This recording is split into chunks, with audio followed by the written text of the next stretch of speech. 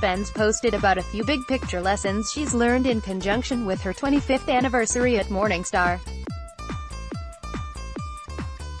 She started out making a point that I've been seeing a lot lately, that I have been making forever, which is that savings rate is likely to be a larger determining factor for whether you have enough when you need it, presumably for retirement, than will investment returns, to which I would add unless you make some sort of truly catastrophic error like putting half your money into a lottery ticket, biotech, or selling after a monumental decline and then watching the market recover from the sidelines.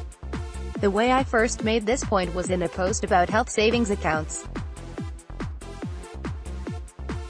If you opened an HSA last year and fully funded it, you'd have put in $6,750 if you were under 55. If you put it in at the start of the year and bought the SPDRS,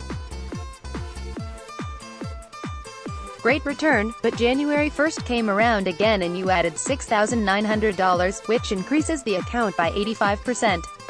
You can play around with a spreadsheet, but it will be a few years before returns matter more than contributions on a consistent basis. Christine is a fan of keeping portfolios simple, and while I agree, simple is in the eye of the beholder.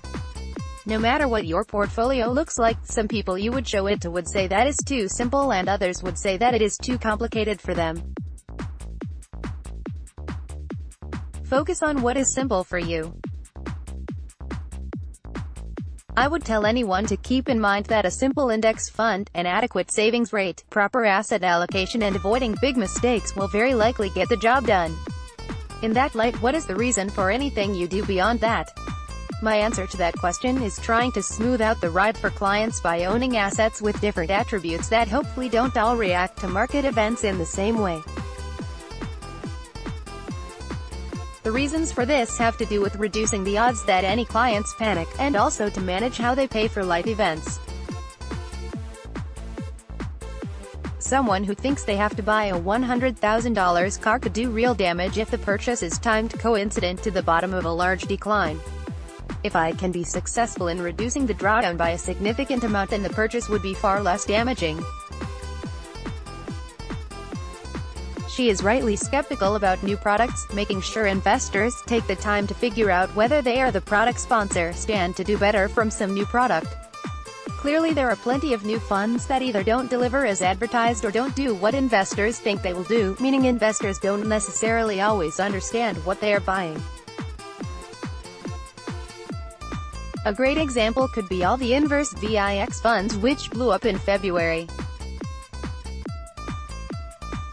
They did what they were supposed to in terms of what was spelled out, but there was arguably a lack of full understanding of the mechanics of the products.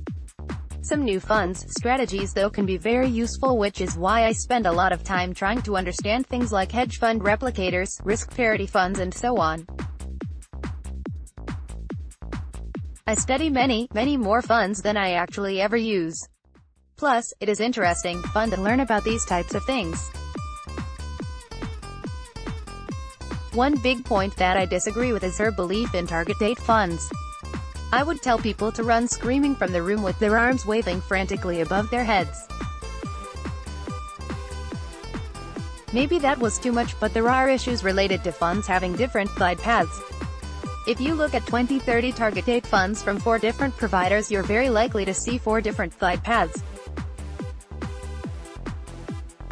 In terms of looking forward, there is no way to know which glide path will be best. 10 years from now, some number of funds will be viewed as having been too conservative if the market keeps rocketing higher, or if we have something worse than the financial crisis, there will be a bunch viewed as having been too aggressive.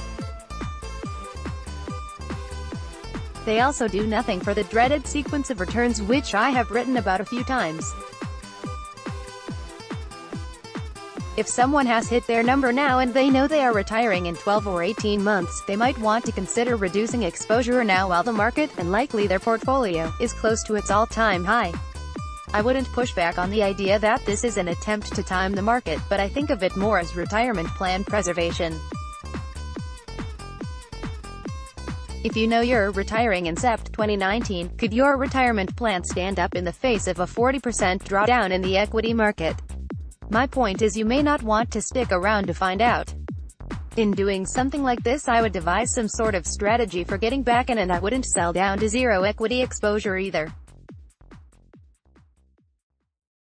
For that matter, a larger weighting to an inverse fund could get the job done, realizing that if the market does rocket higher, the inverse fund would be a big drag, but you would still have some up capture.